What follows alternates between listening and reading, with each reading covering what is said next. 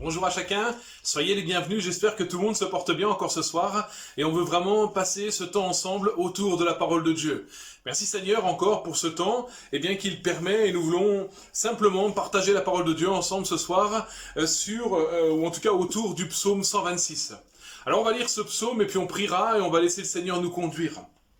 Psaume 126, cantique des degrés, quand l'Éternel ramena les captifs de Sion. Nous étions comme ceux qui font un rêve. Alors notre bouche était remplie de cris de joie, et notre langue de chants d'allégresse.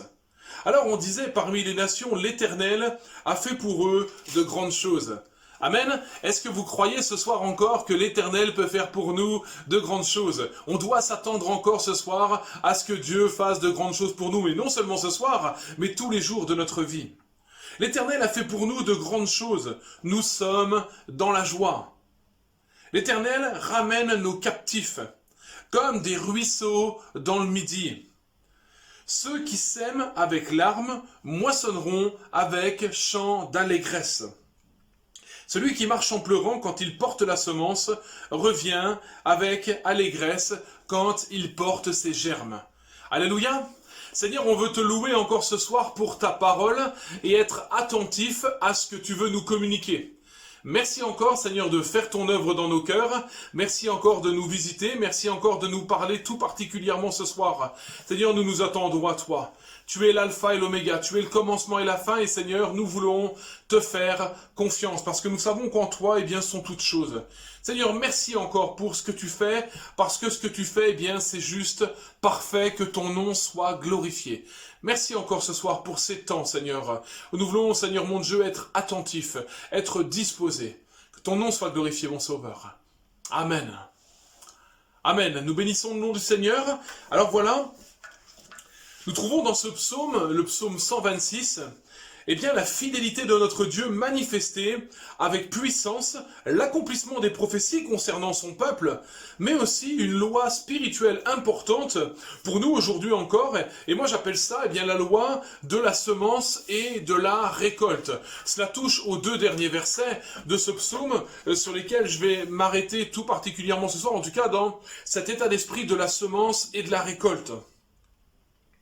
Ce psaume nous a dit, celui qui sème avec larmes récolte avec chant d'allégresse. Et nous savons les uns les autres, que souvent c'est avec larmes que nous semons autour de nous. Et pas seulement quand nous sommes dans un champ en train de semer des pommes de terre, mais il arrive souvent que notre vie soit mêlée de ces larmes. Dans le contexte direct de ce psaume, c'est le fait d'avoir semé les larmes de la repentance vis-à-vis de son péché, qui a permis au peuple de Dieu, Israël, de pouvoir récolter la moisson que représentait le retour joyeux dans son pays en réponse aux prophéties données et à la fidélité de Dieu qui ne ment jamais. Je veux le répéter encore ce soir, je veux le redire, Dieu ne ment jamais et ce qu'il dit, ça s'accomplit. C'est ici un premier point important, à mon sens, qui ne s'adresse pas qu'à la seule nation d'Israël. Si nous voulons moissonner la vie éternelle, si nous voulons entrer dans la joie, dans le pays promis, si nous voulons entrer dans le paradis de Dieu, le ciel où Jésus est parti nous préparer une place, nous aussi, nous devons semer d'abord les larmes de la repentance, c'est-à-dire nous repentir devant Dieu de nos péchés, de nos mauvaises actions, de tout ce qui nous sépare de lui. Et, j'ai envie de dire, pas seulement nous repentir, mais Dieu demande bien plus encore, c'est nous détourner de nos mauvaises voies, littéralement de les abandonner.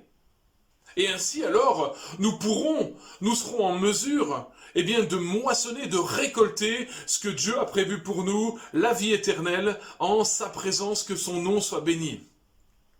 Maintenant, cette loi de la semence et de la récolte s'applique à notre vie tout entière.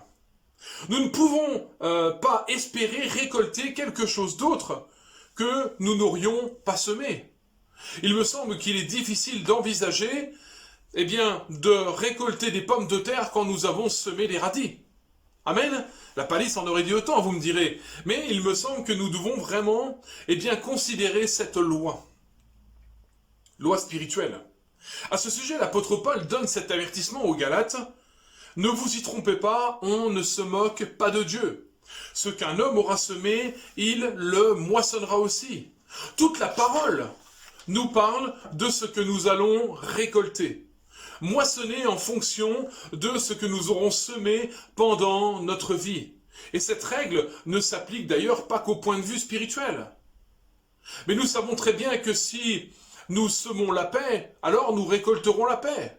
Si nous semons la joie autour de nous, nous récolterons sûrement de la joie. Mais en même temps, si nous semons de l'iniquité, nous ne pourrons malheureusement pas nous attendre à autre chose qu'à récolter l'iniquité.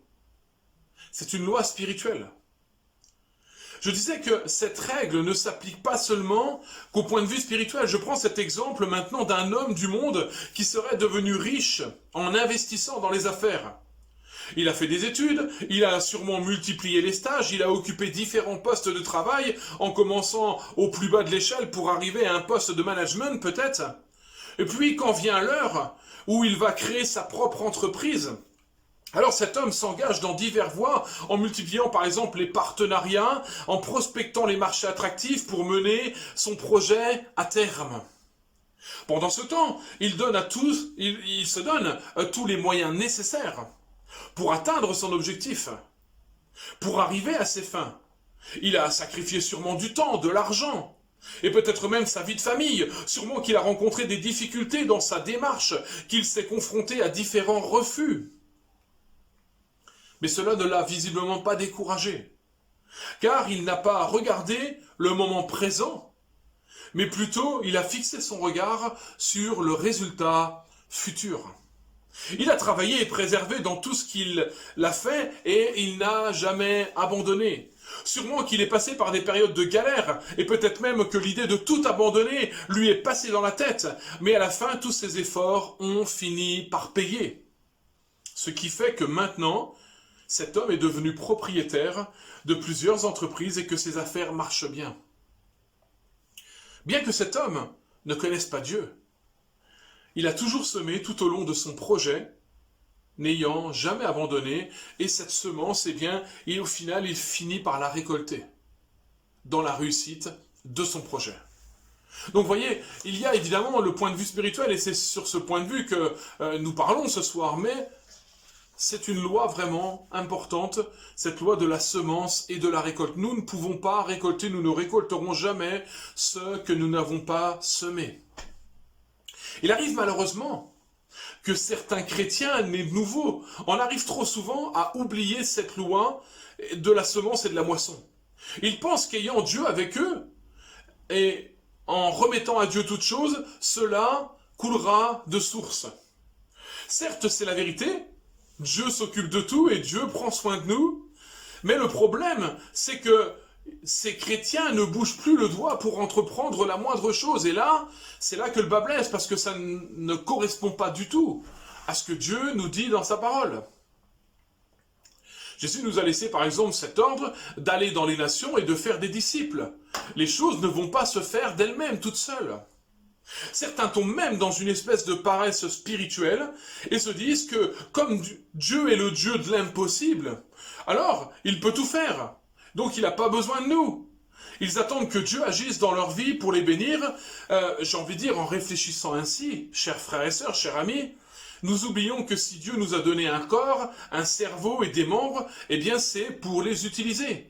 Ou alors Dieu ne nous aurait pas pourvus à ces choses-là. Et en même temps, je dis souvent que si Dieu avait voulu que nous ayons 4 bras et 4 jambes, il nous aurait aussi donné 4 bras et 4 jambes.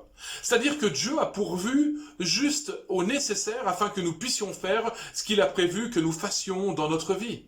Que son nom soit béni. Alors, c'est la chose essentielle, évidemment, de remettre à Dieu toutes choses. Mais derrière ça, il me semble qu'on doit poser un acte de foi. Ne pas simplement attendre que ça se passe, mais répondre à l'appel de Dieu et poser un acte de foi en disant « Seigneur, tu parles, j'obéis ». On doit semer et ne pas attendre que, Dieu nous serve tous sur un plateau doré. À la différence de l'exemple que je viens de prendre de cet homme qui a réussi dans les affaires et qui a travaillé à la sueur de son front, nous chrétiens, nous devons aussi travailler avec notre force, avec notre intelligence humaine. Mais tout cela sous l'inspiration du Saint-Esprit et la conduite du Saint-Esprit.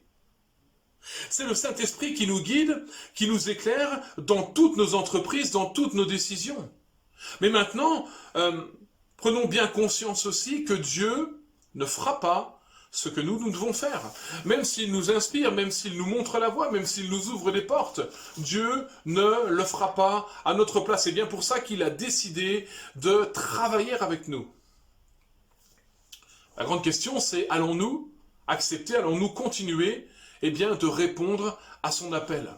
Je voudrais vraiment qu'on ait cet encouragement ce soir, que même si nous semons, et j'y reviens après, il arrive parfois que nous ne voyons pas tout de suite le fruit de la récolte, mais qu'en son temps, nous récolterons, qu'en son temps, nous moissonnerons tout ce que nous avons semé. Amen. J'espère, mon frère, ma soeur, que ça t'encourage, ça, ce soir, mais tu vas récolter, par la grâce de Dieu, tu vas récolter, tu vas moissonner, ce que tu as semé dans ta vie. Toutes les paroles, toutes les fois où tu as pu témoigner, tu le verras, peut-être pas de tes yeux même, mais aussi, par la grâce de Dieu, tu verras de tes yeux des hommes et des femmes se tourner vers toi. Quand tu vas semer la paix, tu vas récolter la paix. Le Seigneur veut t'encourager ce soir à continuer, à travailler et à semer pour sa gloire. Dieu est un Dieu d'amour, et il ne veut pas, ou plutôt il veut, je dirais, que notre bonheur. Mais on doit remplir notre part du contrat pour pouvoir percevoir la récolte. Vous savez, c'est comme ce chèque dont on parle souvent. Vous pouvez avoir un chèque en poche avec la somme, de 5 000 €. Mais le temps qu'il reste dans votre poche, ça reste un morceau de papier.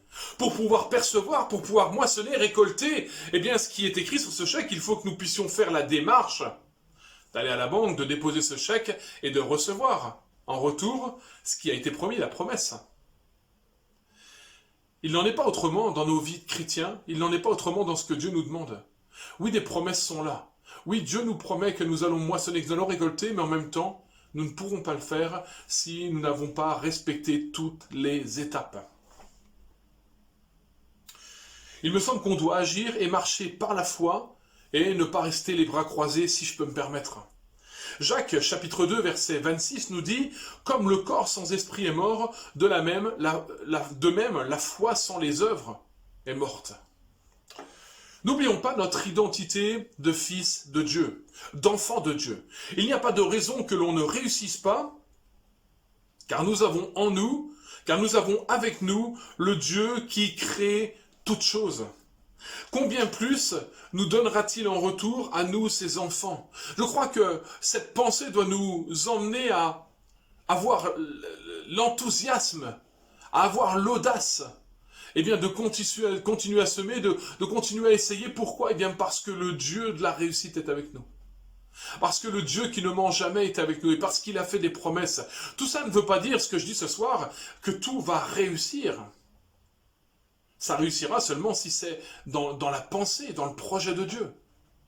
Mais Dieu veut nous accompagner et Dieu veut nous permettre aussi de voir de nos yeux sa gloire, la gloire du Fils de Dieu. Parfois, on se contente du minimum syndical, c'est-à-dire qu'on agit mais en faisant le strict minimum. On s'aime juste pour se contenter un peu, juste pour dire qu'on l'a fait. Ce n'est pas étonnant, chers frères et sœurs, qu'aujourd'hui encore, à l'heure d'aujourd'hui, en 2020, nous récoltions si peu. Il y a une loi. Tu récoltes ce que tu sèmes. L'apôtre Paul le dit aux Corinthiens, sachez-le, celui qui sème peu, moissonnera peu, mais celui qui sème abondamment, moissonnera abondamment. 2 aux Corinthiens, chapitre 9, verset 6. Ne nous décourageons pas même si les résultats ne viennent pas tout de suite, c'est ce que je disais tout à l'heure. Mais semons toujours en mettant notre confiance en Dieu. Dieu se souvient toujours de notre semence. Alléluia! Dieu se souvient de ta semence. Dieu se souvient de ton travail. Et le jour viendra où l'on moissonnera ce que l'on a semé. Persévérons dans la prière et dans la volonté de Dieu, sans faillir en rien. Et attendons avec une foi ferme et avec patience notre moisson. Sachons, chers frères et sœurs, que c'est le Saint-Esprit qui convainc de péché, de justice, de jugement, que ce n'est pas nous, mais en même temps qu'il c'est lui aussi qui fait croître ce qui a été semé. Si nous regardons aux hommes de la Bible, eh bien tous ont travaillé ainsi. Imaginez ce qui serait passé si Noé, en Genèse 7 notamment, n'avait pas obéi à Dieu qui lui demandait de construire une arche pour le déluge. Noé pouvait refuser car il avait le choix, comme nous avons le choix aujourd'hui de refuser.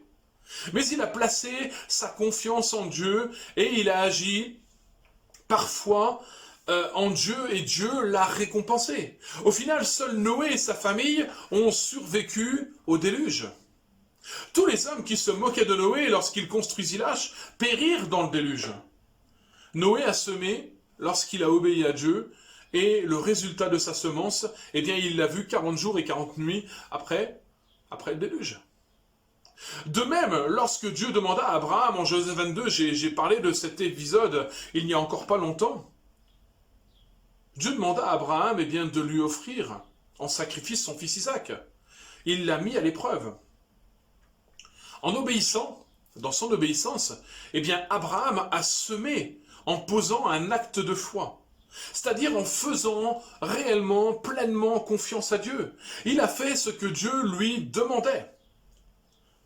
Et Dieu, en voyant qu'Abraham lui était totalement dévoué, a récompensé. Lui a permis de moissonner non seulement la vie de son fils, mais plus encore, il va devenir le père d'une grande nation, et même le père de tous les croyants. Alléluia. Oui, dans l'obéissance, continuons à semer, parce que Dieu nous promet la récompense. Dieu nous promet de moissonner, de voir sa gloire se manifester et s'accomplir devant nos yeux. Je crois qu'il en est de même lorsque nous semons encore la parole de Dieu aujourd'hui. Quand elle est semée, la parole de Dieu, elle tombe dans des terrains difficiles. Nous nous rappelons cette parabole des semences, cette parabole du semeur. Elle tombe dans tout type de sol. Et j'ai envie de dire, tous ne sont pas réceptifs, nous le savons bien, nous l'avons déjà expérimenté. Des fois, on se dit même que telle ou telle personne ne changera jamais, même si on lui annonce l'évangile, c'est fini. Mais en même temps, je dirais ce soir, mais ce n'est pas à nous d'en juger. Mais seulement semons, car n'oublions pas que c'est ce que Dieu nous recommande de faire. La semence est donc un acte d'obéissance. Premièrement, un acte d'obéissance à la parole de Dieu. Rappelons-nous que Dieu agrée l'obéissance plus que les sacrifices. Que son nom soit béni ce soir. Demandons au Saint-Esprit de nous trouver un moyen pour parler à une personne ou à une autre, pour qu'elle soit touchée par la parole de Dieu, pour qu'elle donne sa vie au Seigneur. Voilà notre rôle. Voilà seulement notre rôle. Et même si les résultats ne sont pas encore visibles, au cours du temps, Dieu se souvient de notre semence et la moisson arrivera en son temps. Nous lisons ce passage d'Ésaïe 55, verset 10. « Comme la pluie et la neige descendent des cieux et n'y retournent pas sans avoir arrosé, sans avoir fécondé la terre et fait germer les plantes, sans avoir donné de la semence au semeur et du pain à celui qui mange. » Oui, toute parole, toute semence qui a été mise en terre par la foi, portera son fruit, que son nom soit béni, que le nom du Seigneur soit béni. Dieu se souvient de tout ce que l'on sème, et ceci dans n'importe quelle circonstance de la vie. Nous lisons ce passage de Matthieu 10, 42, « Et quiconque donnera seulement un verre d'eau froide à l'un de ses plus petits ou des plus petits de mes disciples, je vous le dis en vérité, il ne perdra pas sa récompense. » Alléluia. Dieu se souvient toujours de notre semence et il nous récompensera toujours en son temps. Évidemment, notre rôle n'est pas de chercher à tout prix la récompense, mais de marcher par la foi en Jésus-Christ et en sa parole, de remettre tous nos projets entre ses mains, de demander au Saint-Esprit de nous guider dans tous nos actes et d'attendre patiemment la volonté divine.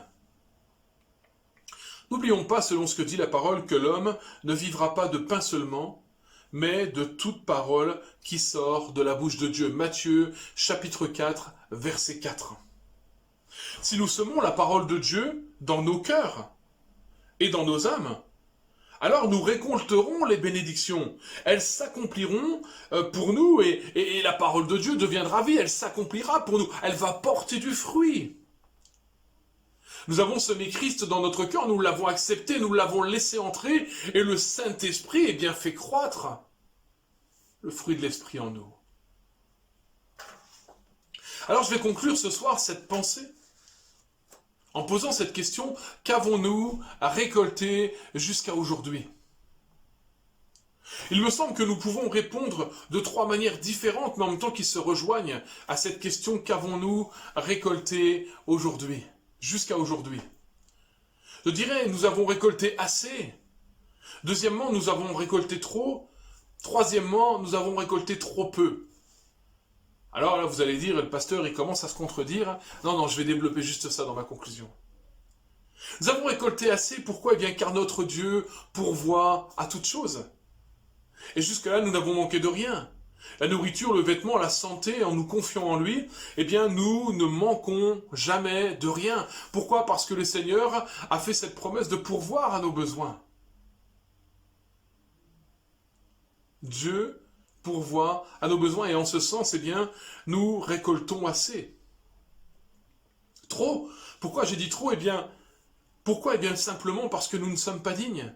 Parce que Dieu nous donne bien au-delà de ce que nous méritons. Nous entendons parfois ces paroles, je mérite pas ou tu mérites bien, mais qu'est-ce qu'on mérite au fait au juste? La seule chose qu'on mérite, c'était la mort éternelle. Mais Christ nous a donné la vie. Et Christ nous permet de récolter bien au-delà de ce que nous méritons vraiment. Il nous a bénis de toutes les bénédictions qui sont en lui. Et il veut encore nous faire grâce, nous donner bien au-delà de ce qu'on aurait pu même imaginer ou penser. Alors oui, nous avons déjà récolté trop en fonction de ce que nous aurions pu envisager de récolter. Tout est pure grâce de la part de celui qui nous aime, notre Dieu. Enfin, on pourrait dire aussi, mais j'ai récolté trop peu. Et cette pensée, c'est dans la foi, nous ne pouvons pas nous satisfaire de ce que nous avons. Nous crions au Seigneur, Seigneur, donne-nous plus encore. Seigneur, j'ai soif de plus. Seigneur, j'en veux plus. C'est cette pensée qui nous pousse à gémir devant Dieu pour recevoir plus encore de ce qu'il veut nous communiquer, de ce qu'il veut nous donner. Parce que je crois personnellement que Dieu a encore en réserve pour nous bien des choses. Mais le Seigneur veut aussi que nous puissions continuer à semer, continuer à donner. Rappelons-nous ce passage de Malachie 3, chapitre 3, verset 10. Ce texte qui dit, et c'est Dieu qui parle, « Apportez à la maison du trésor toutes les dîmes, afin qu'il y ait de la nourriture dans ma maison. Mettez-moi de la sorte à l'épreuve, dit l'Éternel des armées, et vous verrez si je n'ouvre pas pour vous les écluses des cieux, si je ne répands pas sur vous la bénédiction en abondance. » Amen. Levons la main ce soir, peut-être devant notre écran, et disons, Seigneur, moi je veux cette abondance, Seigneur, je veux ta bénédiction. Et c'est pas l'abondance pour l'abondance, on n'est pas en train de parler de l'évangile de prospérité, on est juste en train de dire au Seigneur, accomplis tes promesses. Mais tout cela en réponse aussi à mon engagement personnel. Ici, le texte de Malachie 3.10, Dieu dit « apportez ». Il y a un acte d'obéissance. Je dirais ce soir, continuons à semer, semons encore, semons de notre temps, semons de notre énergie, de nos biens en nous laissant conduire par le Saint-Esprit et récoltons ce que Dieu voudra nous accorder en son temps. Chers frères et sœurs, je voulais juste vous encourager avec cette parole ce soir, et c'est Dieu qui veut vous encourager à continuer, à ne pas vous décourager, à persévérer, parce que ça vaut le coup. Parce que la promesse est vraie, parce que Dieu n'est pas un homme pour se repentir de ses promesses ou pour mentir. Non, Dieu a fait la promesse, Dieu veut vraiment nous bénir et Dieu veut nous permettre de voir sa gloire. Dieu veut nous permettre de moissonner, de récolter encore selon sa parole.